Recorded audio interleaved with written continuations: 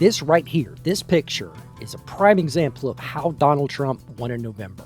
No, it's not simply that people are calling for trans rights or whatever.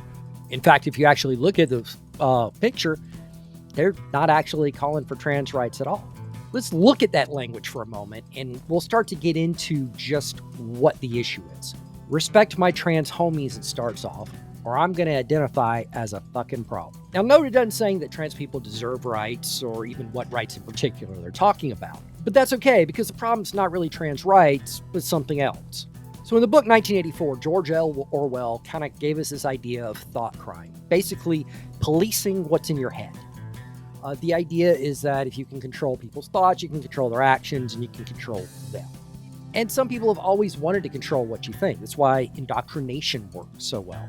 That's why it even exists, is that if you put certain thoughts into people's heads, that these are the only acceptable thoughts, then you can thereby dictate where they go from there. So on this sign, that's what they're doing, all right?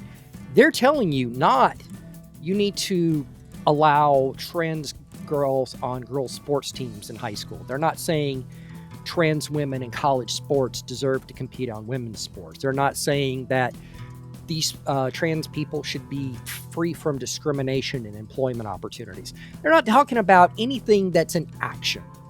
They're not talking about what people do. They're telling you to respect their trans homies. That's what you think. That's telling you what you're allowed to think. And that if you don't, they follow it up with a threat that they're going to be a problem. Now, let's be perfectly honest. For most of them, all they'll ever do is be a problem for their parents because they'll never be able to, move out of their basement. They might also be a problem for people who have to stand in close proximity to them because of a lack of deodorant. But they're really not going to be a problem for most people. But we live in the world of cancel culture. So even a vague implied threat, absent any actionable active, threat of violence, is still a threat. And they're trying to say that you will think a certain way, or they're going to do things to you. They're going to seek out a way to punish you for not towing the line. But what if I were to do something a little different? What if I were to say, respect my gun rights, or I'm going to be a fucking problem? Well, first of all, they would absolutely lose their shit, because the fact that I'm a gun owner automatically means that last part will come as a physical threat of violence, even when that's really not my intention. It's not really any different, yet they try to say it is. Well, okay, I take that back. There is a big difference. In particular, my gun rights are preserved by the Second Amendment. It is a constitutionally protected right, and I'm asking you to respect the right. And this right applies to everybody, even if they don't necessarily want to exercise it. You're not obligated to exercise your free speech rights. You're not obligated to exercise your freedom of religion. Likewise, you're not obligated to exercise your Second Amendment rights. But they're there. I'm not telling you to respect me. I'm not even saying you should respect guns.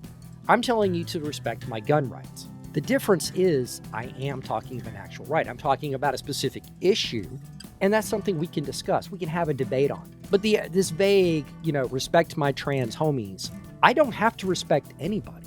I don't even have to respect myself.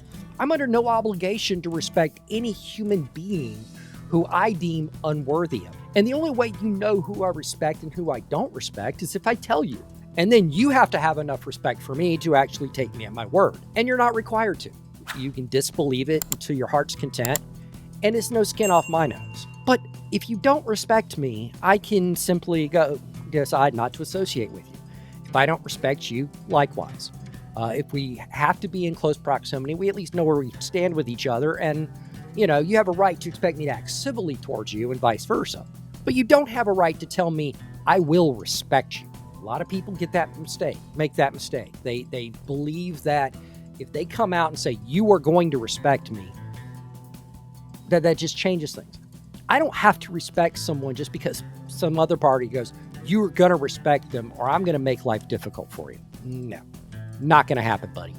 So Trump won in part because people are just kind of sick of this idea that some folks think they have not just a right, but a duty to tell you what to think. It's not enough for them to try to make the argument that trans people should be treated a certain way or be afforded certain protections. That's not what's coming in at all. What they're doing is they're telling you what to think. They're telling you that you're going to do certain things, you're going to think certain things, or else. We're Americans. We don't really take well to authoritarianism, even if it's coming from the guy down the street. We don't like it, and we tend to be pretty aggressive about that. When the election came in November, a lot of people who didn't vote for Trump 4 years ago or even 8 years ago decided, yeah, they were backing the president this time around. Why? They're sick of it. They're absolutely sick of it. And the kicker is these people don't get it. They don't understand it. Okay? They're doing the same stuff over and over again. And they're patting themselves on the back for striking a blow for trans rights. They're arguing that they're doing great things. And they don't understand how someone like Donald Trump can win. But the thing is, if they keep it up, they're going to, in 4 years, they're going to be sitting there wondering, how do we get a President J.D. Vance? But I'm curious what you think. Do you think that signs like this are harmless ultimately because it's a bad idea, or they're harmless for some other reason? Or do you think this is actually why Trump won? I want to hear from you. While you're at it, hit the like button down below, hit the subscribe button if you like what you heard. And until next time, y'all take care.